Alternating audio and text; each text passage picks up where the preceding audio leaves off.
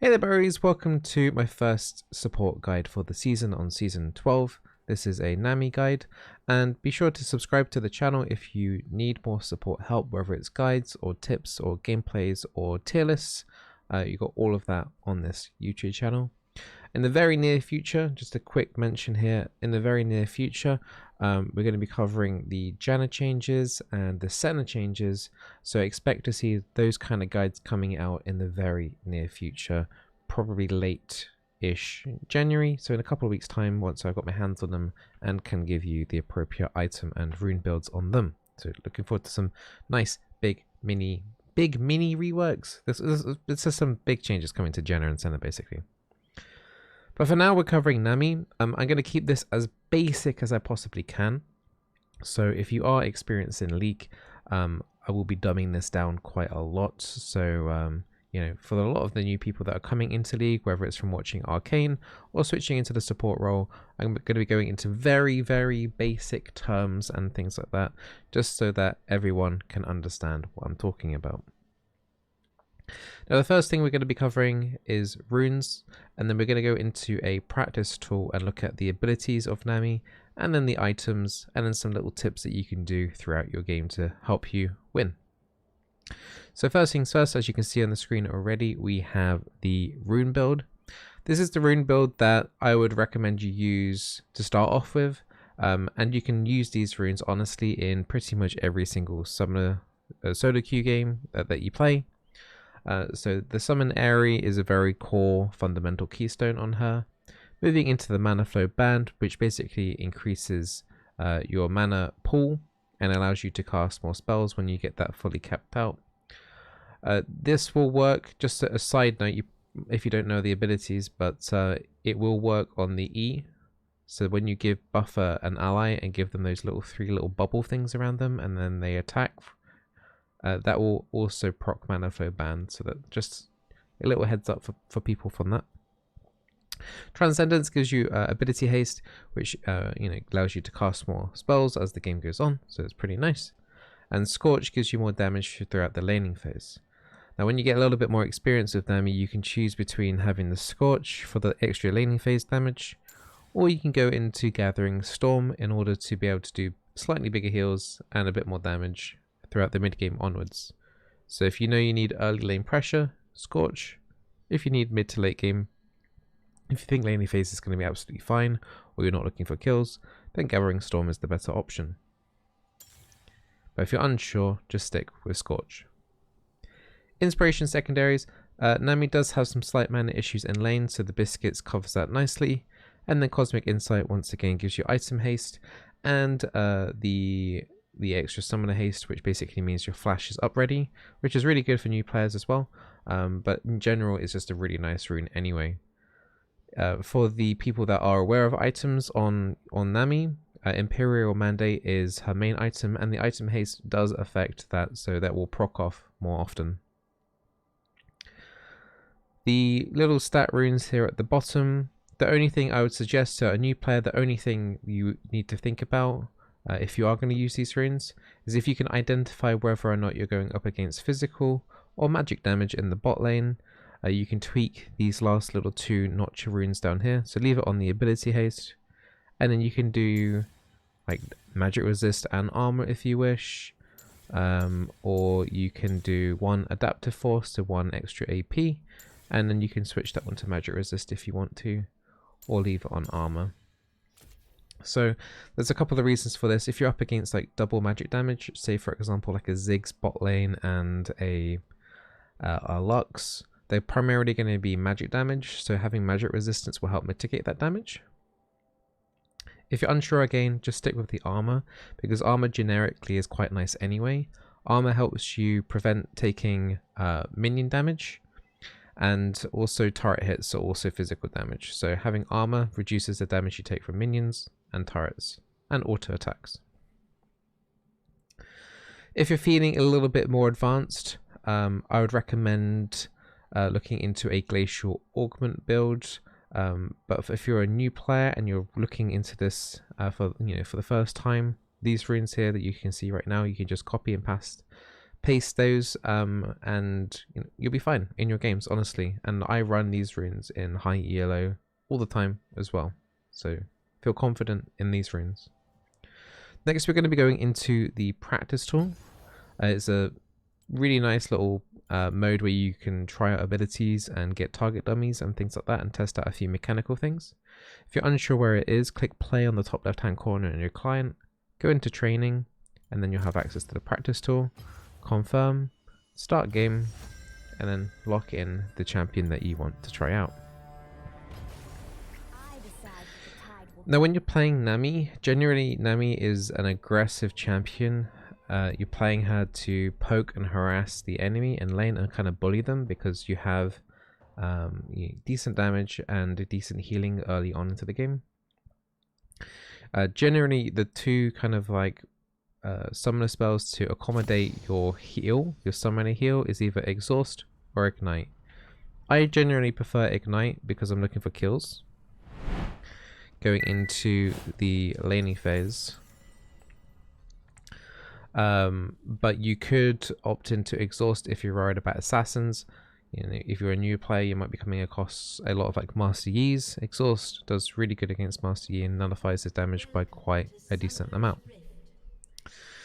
So first, we're going to be talking about the abilities and what you can kind of expect and what you need to do on Nami. So let me just spawn in some target dummies here for us. Now Nami isn't too complicated to play. She's one of these champions where her abilities after you've done 1 or 2 games are fairly easy to understand. But she's very difficult to master. So if you like, a good starting ground champion, and then you feel like you can feel yourself getting better at the game as you play more and more games, Nami is honestly one of the best support champions to do that. So Nami's passive, basically whenever she casts an ability on an ally, she gives them movement speed. So that's anything, whether it's her Q or her ultimate, or buffing someone up with the E, which we'll go through in a minute. All of her abilities, if they hit an ally, will speed them up briefly. So the first ability we're going to look at here is Nami's Q. It's quite a small circle crowd control, but if she is able to land it after throwing it out, it knocks someone up into the air. You can get more than one enemy in this, but it is quite difficult because it is a little small, the radius. But I'll teach you how to get this knock up to happen more often. Nami's second ability, which is your main poking tool during the laning phase, is her W, which is her poke. So there are 2 components to the W. There's a heal component and a damage component, and they can bounce. So if you decide to do target an enemy with the W, the only way it can bounce is off an ally, including yourself. So if we do W on this target dummy, the heal will then bounce on to my ally. However, you can't hit the same target more than once. So for example, I can't do bounce, ally, bounce on the same dummy. We would need another one to be able to do that. So let me show you that with another target dummy. If I can find the target dummy, there we go. Oh, that's gonna mess things up. So if we do enemy, you can see how then it bounced to the ally, and then it bounced to the enemy again.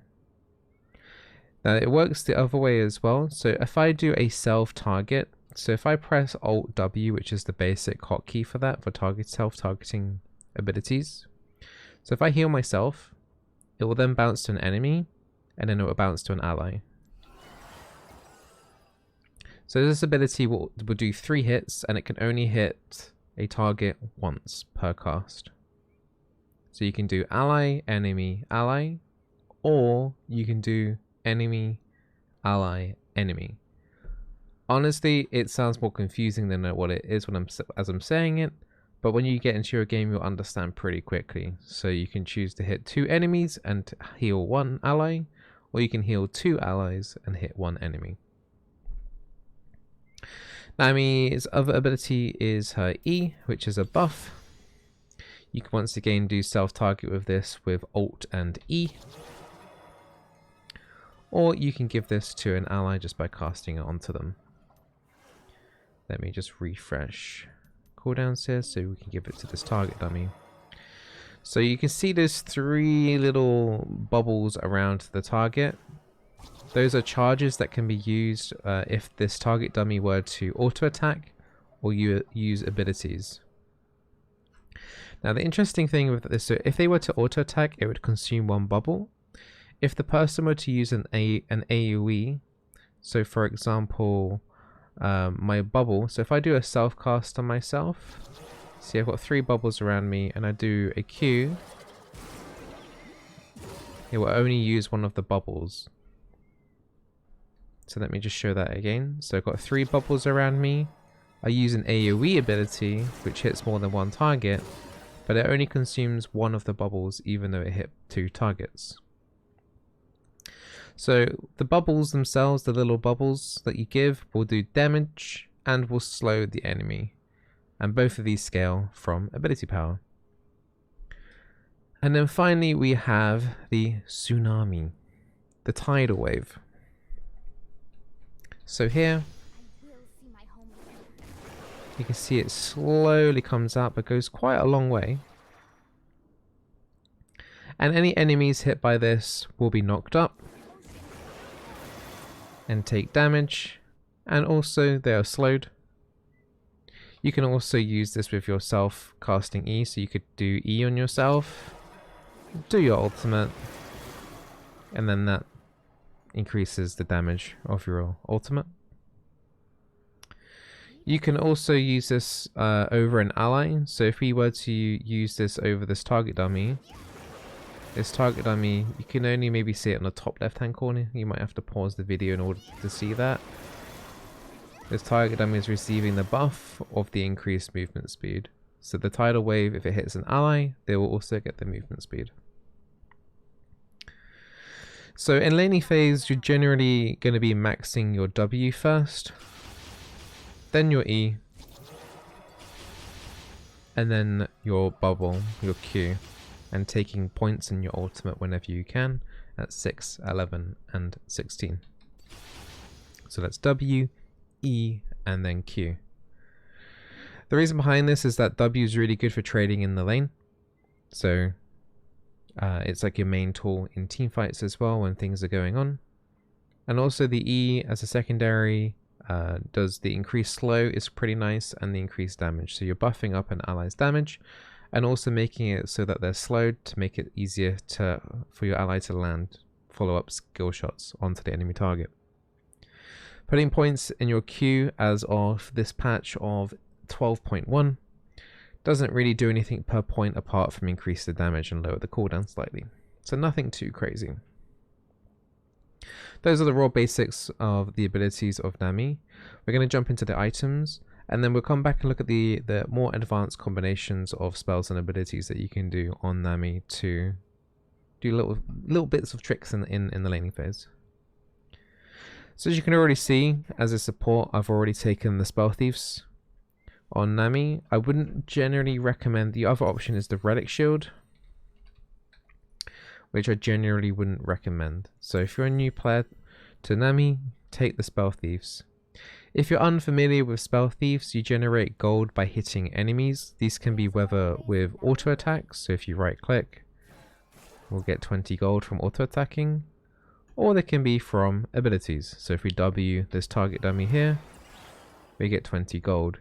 Do note, if you may have noticed from that, if you do hit 2 people with 1 spell, such as the W, so if we fire out our W onto this target dummy here, you'll see plus 20 gold, but you won't see 20 gold on the other target dummy.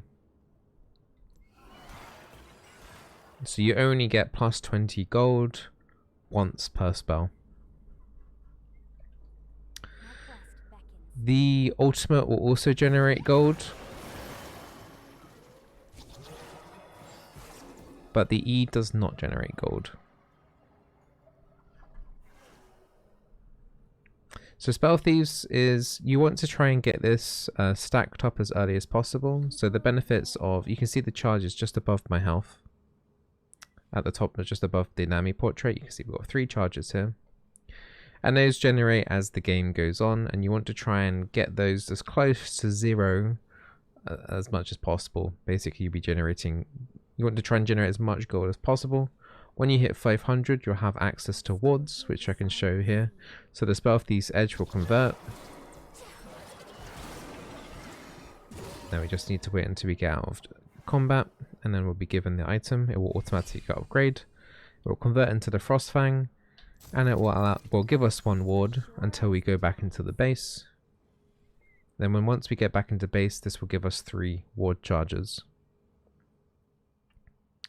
You can keep doing this as well. You'll be able to generate gold until you hit 1000 gold, and then this item will hit 4 ward charges. So you have 4 wards accessed on this item. When you're first starting the game, you're going to be picking up the Spell Thief's Edge and as many health potions as you can buy. You will also be picking up a Stealth Ward, which is your trinket on number 4. The next time you go back to base, if you have completed and got Frostfang, which is the 3 ward charges, you want to sell the Stealth Ward and purchase an Oracles. Now don't worry, these don't cost any gold, so you can swap them as many times as you feel like you need to. But Oracles, because you can only have 3 wards on the map, 3 Stealth Wards on the map at one time. So these Stealth Wards on the trinket also count towards that 3 limit. So there's no point having additional wards at this point. So it's better to have the Oracle so you can clear out wards, and you'll still be able to have your 3 wards up from your gold generation item. Now on Nami, she has mana issues as we talked about on the runes. We do have a couple of things like Mana Flow Band and the cookies to help with the mana struggles you can have early in the laning phase. But the 2 items that you're seeing in front of you are like the 2 items that you're going to want to prioritize picking up as early as possible. Now you don't have to outright buy 1 item before you buy the other item. So for example, say you have 550 gold after coming back from the first recall basically from the lane. It's totally suitable to buy Boots 1, which is the first boots in the recipe, and then click over to the Imperial Mandate and then pick yourself a Fairy Charm, which will increase your mana regeneration, and that will allow you to cast more heals and do more abilities in lane. One suggestion that I would give you though is if you are able to buy the Ionian Boots of Lucidity generally as quickly as possible. There are a couple of reasons for this. Having increased movement speed is really good. It allows you to dodge skill shots and get away from jungle ganks, and allows you to reposition. Also, the extra spell haste is really nice. So the earlier you do get these boots, generally you'll have flash up slightly more often throughout the game. Also, these boots have flat ability haste on as well, which basically means that you can cast more abilities. So a lot of benefit from these boots. Movement speed I rate very highly, particularly on these enchanters that are generally quite squishy. So once you have your Ionian boots, next you want to be able to move into the Imperial Mandate. Now this is one of the best, this is the best mythic for Nami right now. And Nami is the best user of Imperial Mandate. The other enchanters currently don't really use Imperial Mandate. So she's like one of the only champions that kind of utilizes it. So you might not be too familiar with it.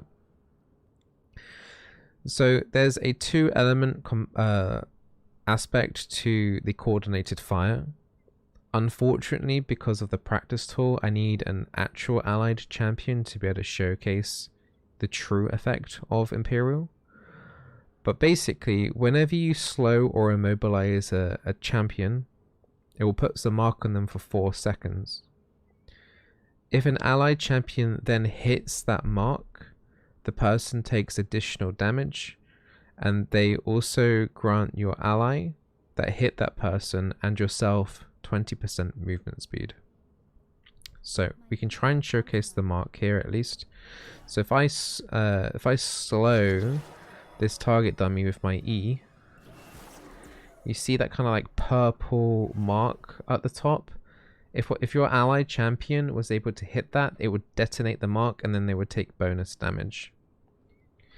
AoE abilities like the bubble, if you hit more than one target at the same time, both targets will have the mark. And there's a short cooldown when you can then reapply the mark if it gets detonated. So it's a really, really nice tool, primarily because it works off of the E. So say in a battle situation, I'm behind an allied champion and I buff them with my E. Now, if they were to hit a target once, it would actually apply your instance of Imperial Mandate, so then they would have the mark above their head. But because they would then still have 2 more bubbles up, the next time they hit from their own abilities, it would not only would you get the slow from your next bubble from E and do the additional damage there, but also you would end up detonating the mark. So there's a lot of extra burst damage that comes with the Imperial Mandate, plus you get sped up, plus the enemy's slowed, so there's a lot of catching mechanics there as well. So the E ability is really good at applying those stacks and allowing the person just to keep hitting the same target as they were anyway and detonate the mark for free. And that's why Nami is so good with Imperial Mandate. Now this will be your item build for the majority of every game is, Ionian Boots into Imperial Mandate. This will probably hit you around about the 15-minute-ish mark, give or take a couple of minutes, depending on how crazy the game's going. The third item that you're going to be picking up is a little bit up to you. Now, there are 3 favorite items that I like, and you can buy them, as your 4th and your 5th and your 6th, for example, if you want to. One of my favorites is Chemtech Putrefier. So this one is really good at stopping the enemy from healing, whether it's self-healing or there's another healer enchanter on the other team and you're trying to nullify that. It's a really nice debuff applier. So whenever you heal or shield an ally, it will make it so that your ally will then, on their attacks, will apply a 60% grievous wounds debuff, which means that their healing is, reduced by 60%. So if you have Summon Airy and you put an E on someone, they also get shielded from Airy, so then that allows them to apply the grievous wounds debuff if they were to hit. Obviously, with your W healing an ally as well, that will then also give them the grievous wounds debuff when they attack. And it could go from ally, enemy, ally, so 2 of your allies could end up having the buff. So it's really easy for Nami to apply the grievous wounds debuff, especially if she has Summon Airy. So that's probably my absolute favorite, third item choice. If you are a bit more advanced and you know that the enemy team hasn't got that great healing, if you're able to recognize that, then your 2 other options are Redemption and Azonia's. So Redemption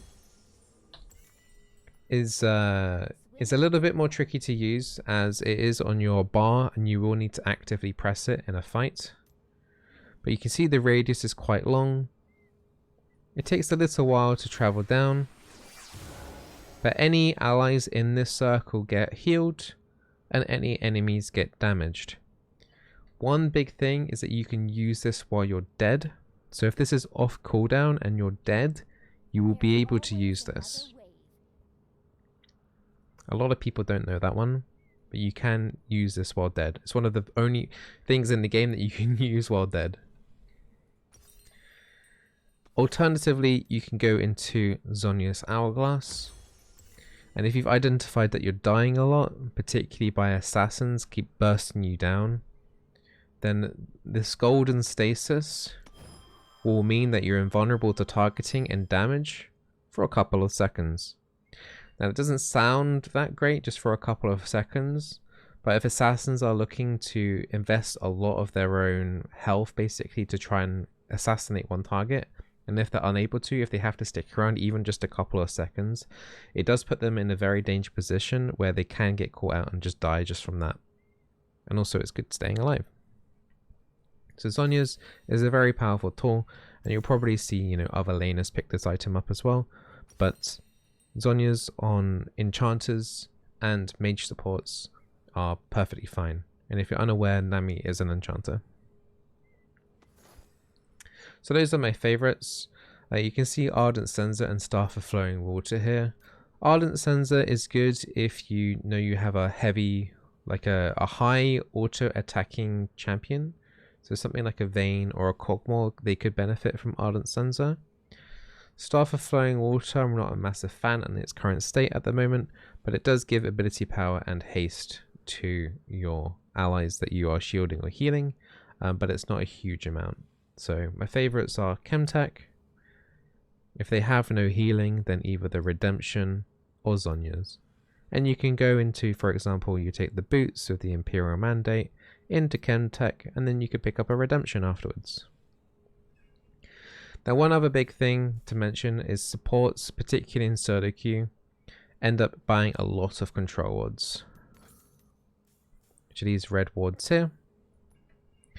So if you remember earlier, we were talking about how a support can have 3 stealth wards up at one time. You're allowed to have 1 control ward up at all times as well, unless you have an item called a Sightstone. So if your bags are getting particularly full, and say, you know, the game is going on for like 35 minutes, you're still going to need control wards down to lock down the objectives of things like the dragon and the baron, because you don't want enemy to have vision of it. The Wardstone is a great item as a support for that last slot, in order for you to A, have control wards, and B, allows you to get additional stats essentially from having it. So if you end up buying the Watchful Wardstone, when you have fully completed the Frostfang, so into, just trying to remember what the actual completed item is, but once you hit 1000 gold, the support item will be completed, and you won't be able to generate any more gold. Shard of True Ice in this case. Once you have a Shard of True Ice, you will then be able to pick up that Wardstone, and it's really good. I'm going to pick it up for you now. Once we hit 1000 gold, we're on 900 at the moment. You can keep track of the gold quest just above your portrait. Let me just fast forward the game by 30 seconds. If only generating gold was this easy in a normal game. So we have Shard of True Ice completed. So now we're allowed to buy the Wardstone. So what you basically just do is you buy Watchful Wardstone. If you're level 13 and you have a Shard of True Ice, you pick it up. It gets automatically converted into this Vigilant Wardstone. You get bonus health. You get 15 ability haste. You get 12% increase in stats, so ability power, haste, attack damage, and health. And you can also increase your stealth ward and control ward placements by 1. So this ward, just having this completed ward in your inventory means that you can have 3 control wards in your inventory. You can also place 4 stealth wards and 2 control wards. So this gives you a lot more vision on the map. Being able to have guaranteed control or vision in 2 areas as opposed to 1 is huge. And once again, once it gets later into the game, especially when your teammates' bags start filling up, if they were buying control wards, they probably won't be super late game, because they will be, you know, not using that control ward slot, and instead they'll be using an item worth like 3000 gold to make sure that they do more damage or more tanky. So then the vision control becomes extremely important in terms of the support role. That's the full kind of item rundown.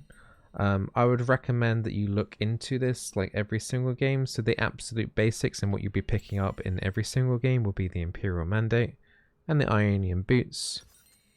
And then 80 to 90% of your games, if you're unsure, just pick it up really. If you're not sure if the enemy is going to be healing a lot, just pick up the Chemtech Putrefier. The stats on it alone are very good anyway. And then you can go into like the Redemption, Zonya's, Award Stone if you feel like you do need the extra vision early. They're all great choices. Now we're going to be talking about the slightly advanced more combos that you can do. So one of the biggest agitations that new players have when they're playing Nami is finding it difficult to land the bubble, which is the Q spell. Generally, people say they always move out of it and it's very difficult to land. And even me can sometimes have a difficult time landing these skill shots. But here's a couple of tips that can help you. So self-casting E that we were talking about earlier. So if we do Alt E and then you auto attack an enemy to slow them down, and then you do a Q to bubble, that just helps you land your bubble basically. So the enemy is slowed down because you hit them with your E, and then it makes it much harder for the enemy to move out of the bubble circle basically. Generally you're going to be doing that pre-6 a lot in order to try and land that crowd control. The other option in terms of having easier bubble placements, and this is going to be the easiest way to do it, is your ultimate. So your ultimate, when it hits an enemy, does a little knock up, and then as soon as they get knocked up, you want to put the bubble under them to overlap the crowd control. So ulti comes through, they get knocked up, then you throw your bubble. Ult knock up, bubble. That is the best way to get not only just a bubble, but getting multiple people at the same time.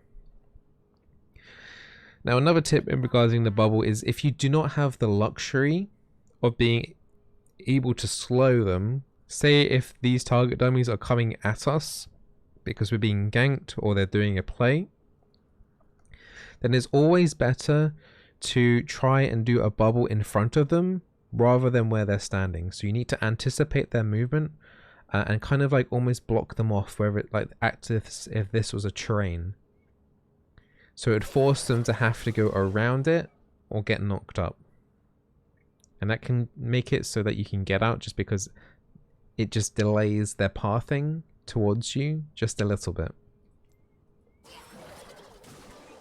That is always like the best thing to do. You don't want to start, if they're running at you, the worst case is that you actually do the bubble on top of them, because by then by the time that bubble is thrown out, they already have stepped forward a good chunk and your bubble is missed. Another tip as well, a slightly more advanced now if you're knowing more of the basics of League, is that if you're up against a tank, so something like a Leona, a Nautilus, a Thresh, a Blitzcrank, and they've already engaged on yourself or your AD carry or your partner at the bot lane, don't waste your crowd control on crowd controlling them. Crowd control their damage dealer, so the enemy marksman. Now the reasoning behind this is because tanks generally have long cooldowns, and if they've already used their abilities to engage, they're not able to do anything else, particularly after they've done that engage. They basically will only be doing auto attacks, whereas their damage partner will be throwing out consistent damage and trying to follow up on that play. So the attention then goes into crowd controlling the damage dealer to mitigate the amount of damage coming through from the follow-up. If you're the one to get caught as well, I would generally recommend, if possible, you try and E your ally rather than Eing yourself, because you're going to be crowd controlled a little bit during this engage, and the best way for you to get out is if they're also crowd controlled. Now if you buff your ally as you get engaged, it will allow your ally to slow down the enemy and gives them a little bit extra damage as well. because if the enemy tank engages onto you, it does free up your partner to do damage, and it could leave that their carry is then exposed. And so having the E buff on your ally will enhance their damage as well and just make it more of a threat. So you can always turn it around like that. Also up against kind of tanks like that, like particularly the ones that dash, like Leona when she dashes in with her E, if you're familiar with that. The tidal wave, if you're able to, on good timing on that, will actually interrupt that cast from Leona so that she goes forward slightly, but she isn't able to follow up all of the way. It interrupts the movement. That can be the same as well with Thresh Hook. Just trying to think if there's a couple of other instances there. Basically anyone that dashes, like a pike dashing through as well, that would interrupt his movement as well. So it does interrupt dashes. But that is my general mechanical kind of like an item guide for Nami. I've tried to keep it as basic as possible and throw in those little bubble tips as well. During the laning phase, you're going to want to try and be as aggressive as possible. Every time you've got a mana flow band stack ready, it will appear above your bar here next to the summon Aerie. You kind of want to look for a W poke harass, so you want to W the enemy and then run away. And generally you're able to pick up that heal on the way back. So as you're poking an enemy, if they manage to hit you, no biggie, because you just healed yourself. If your AD carry or your partner's looking to be aggressive, try and follow up on them with an E as quickly as possible. One of the downsides in the laning phase is if you do buff your ally and then they start hitting minions, those charges will then be offloaded into the minions rather than used against champions. So in the majority of cases, you only want to E buff your ally if they're going and looking to pursue enemy champions. There is one side benefit of you buffing your ally when they're hitting minions, is that it can help them last hit cannon minions if they're struggling. So if you see an enemy cannon minion on lowish health, and you know, having the E buff on an ally will increase their auto attack damage or their ability damage or whatever they want to do, and it can help them last hit that cannon minion, so they get extra gold that way. So just a little laning tip. I have had to do that. That helps quite a bit when you're under the turret and you're having to, and your AD carry is having to farm under the turret. It can sometimes get a bit tricky, so having that E buff can sometimes help them last hit those important minions. I don't feel like there's anything too much I want to add. I will say for ultimates on Nami, try and look for these thin corridors. That's going to be your best bet. So if the enemy is coming up from this brush right in front of us here, you're going to be able to get a relatively easy ultimate there because it's such a nice choke point. Whereas if we're doing our ultimate down in the river like this, and enemies are pouring through here on either side, it's going to be difficult to get the maximum usage out of the ultimate. So try and find those narrow choke points in order to facilitate your ultimate. And also, her ult has got a massive range. Look how far this goes. It's my entire screen. So even though the enemy will see it potentially coming, you can also like block areas where they would want to walk towards, and the ultimate will also increase the movement speed of your allies. So that can be, even though the ultimate doesn't actually connect onto the enemy, being able to block them, once again similar to the Q, block their pathing in order for them to get access to certain areas, but also they can buff your allies' movement speed to help them catch them down and punish them that way.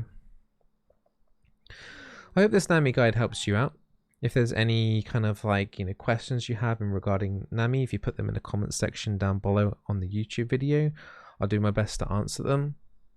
Or you can pop over to twitch.tv/Bizzleberry, and I'm happy to take support questions there. I'm live pretty much every day there, apart from Tuesdays. Tuesdays is when I try and do my guides like this for you guys and tier lists. but I'm live 6 days a week. If you have any questions, also on the discord.gg/Bizzleberry, I'm happy to answer questions there as well. There's about 4,000 support mains on that channel. So if I won't be able to answer your question, there'll be a lot of experienced support mains that will be able to help you. Wish you all the best. Look forward to the Senna and Jenna guides that are going to be coming out around the corner. And be sure to subscribe to make sure you're updated to everything.